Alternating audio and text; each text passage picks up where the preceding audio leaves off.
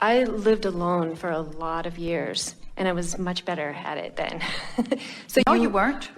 No. We love you, but No, tell me. Give it to me. you weren't so much better at it. You just had less to try to manage. Yeah. In other words, when you're all alone, there's not nearly as many people to bug you. Yeah. But then you must become a hermit to be happy. Yeah, no. Yeah. And in time, you won't even like yourself. Yeah. In other words, that never works. It's so much better to stabilize and look for things that feel good wherever you are, and then you can go anywhere and feel good. I want that. And I love the richness in my life, and I love all of the people, and I love the variety. And most of the time I really am just devouring it and finding so many wonderful things about it. We want to go back to this chaos thing because we know how uncomfortable that feels. And we want you to realize that anytime you give your attention to anything, your attention to it activates the vibration of it within you. And a feeling of being scattered or confused, that chaotic feeling, is about focusing upon lots of different things and usually contradictory things so that they're all activated within you, so that you're running around on the brink of things being activated depending upon what your environment brings to you. And that makes you feel like you want to hide from people. It makes you feel like you want to close yourself off from them. Where when you show yourself by practicing when it's comfortable to do so, and that it usually begins when you're by yourself, as you practice choosing thoughts that feel good and you use your willpower to focus upon them because they feel good, what happens is, in a very short period of time, you deactivate, by virtue of activating these things, you deactivate those things, so that law of attraction must give you more of those kinds of things. So then your life becomes one of greater harmonics instead of disharmonics. You don't want to be single-minded, because we like the word you use. You like the richness and fullness of the variety of your experience. But you can have richness in harmony, or you can have richness or variety in disharmony or discord. So it's all about my newfound determination to focus with the intention of generating a feeling that feels good to me while I do it. That really is the key to what we call in this workshop art of allowing. The art of allowing all of the wonderful things in that want in by virtue of my releasing resistance, which is the only thing that's been keeping them out. There are two things that we would encourage you to do in terms of action. Sit every day for 15 minutes with the intention of filling your body full of air. Breathe, breathe, breathe, breathe, breathe, breathe, breathe, breathe, breathe. Just breathe. That's your assignment. 15 minutes of breathing, 15 minutes of in and out, and appreciation for this delicious oxygen.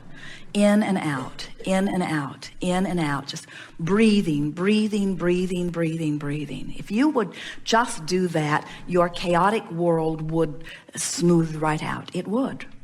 Just by focusing on breathing for 15 minutes every day. 15 minutes of breathing, really breathing. Breathing with the idea of filling my body, filling my lungs so that my lungs can transport the oxygen and all of its life-giving qualities to the extremities of my body. Breathing. If you're running, if you're moving your body, you're doing it automatically. But breathe, breathe, breathe, breathe, breathe, breathe, breathe. It is the exercise of allowing above all other exercises of allowing. In other words, the air is there for you. The well-being is there for you. Source energy has lined everything up for you. Just breathe yourself into receiving the fullness and no chaos there. Just breathe. Just breathe. It is the most natural thing in the world.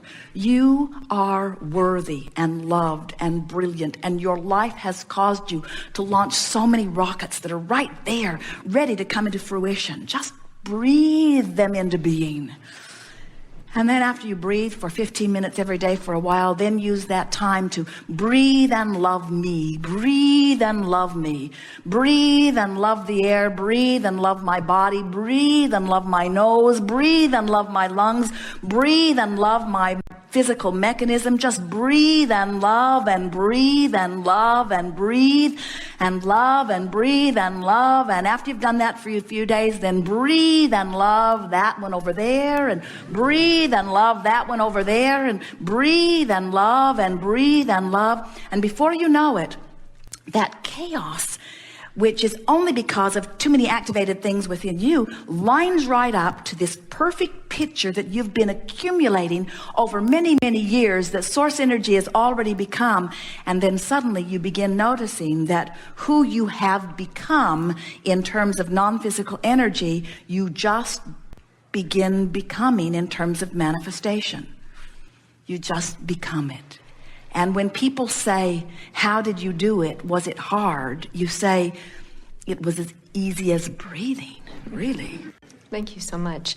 I do a lot of massage, and I love to do it. And I get a lot of different people, again, a lot of variety. And I think one reason why I've been so chaotic is even though I'm really focused the whole time, I still am, like my nervous system is still taking it in, and I spend a lot of time just seeking for that balance. And so I really appreciate the breathing. While I'm in the massage, doing the massage, can you help me with something to focus, where to focus? Well, we're appreciating the wisdom in the way you presented this, because if you will take time to breathe yourself into alignment before your first encounter in a day, you'll find that you won't be trying so hard. What's happening to you is you're very sensitive to energy. And so you get yourself lined up, and then you introduce yourself in really full fashion to what's going on with someone else. Yeah. And as you do that, instead of bringing them up to your vibration, you're sort of meeting them at their vibration, and then recognizing it, because you can tell by the way you feel as you don't feel the energy and the way you're accustomed to, and you even find yourself feeling physical fatigue as a result of it. And so what you're wanting to do is to do your work before you do the massage, because once you get into it, it's too late. Yeah, okay. Unless they're really tuned in which case they'll take you for a very good ride. So you could put a shingle out that says, only come to me when you're at your best. Right. But most of them don't think that's when they need you. Right. They want to come to you so that you can help them find their best, you see. And so you might want to integrate some of that breathing into your preliminary massage work with them. In other words, let them know that you're going to help them without even touching them for a little while, massage from the inside out, and then just sit for 2 or 3 minutes and deep breathe with them, just to sort of relax them and relax you. It can make a world of difference as you begin the work, you see. Okay. And then the next specific thing in response to your specific question is when you bump up against something energy-wise, and when that happens, that's the time for you to breathe, because in your breathing, what it's saying is, I'm just going to let this be what it bees while I connect with the energy that is me. And in your breathing, it happens with a lot of healers and people who are doing massage or even medicine, or anyone who is hands-on anything with another.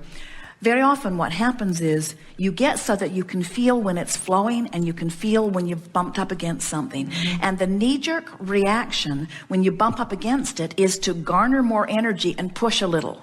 But if they're blocked and you push, it just backlashes right back at you, and it doesn't help them. We've never ever seen anyone, no matter how talented they are in accessing the energy, push through a blockage. You just can't do it, because whatever you're pushing against is getting bigger by your awareness of it. So you have to envision blockage free. In other words, you have to see them as open and receiving. And so the attitude that we would have and the words that we would speak during our breathing exercise prior to interacting with them is, I'm aligning to this source energy, and I'm enhancing my sensitivity to their energy, and I'm going to know how much they're ready for, and that's what I'm going to flow. And whatever they're ready for is just right for today, because every day is a new day. And so this is just where they are today. Sometimes you have a client where you remember a particularly good experience with them, and that's what they want from you again. They want that from you again, even though today they're an ornery toad. Today, they're nowhere near the openness than they were that day, but they want the same thing from you, you see. Well, they can't get the same thing. Their vibration has to be in a place where they are allowing it. And when you take responsibility for their vibration, you get chaos in your experience. So your attitude to them, whether you speak it or not, is, I am willing to facilitate you in receiving whatever you're ready to allow, whatever you are ready to allow. And if it's a lot, I'm up for it. If it's not so much, that's okay too. And as you stop trying to push more at them than they're ready for, oh, your world is going to get so much better. That's great. Thank you so much. That's the work.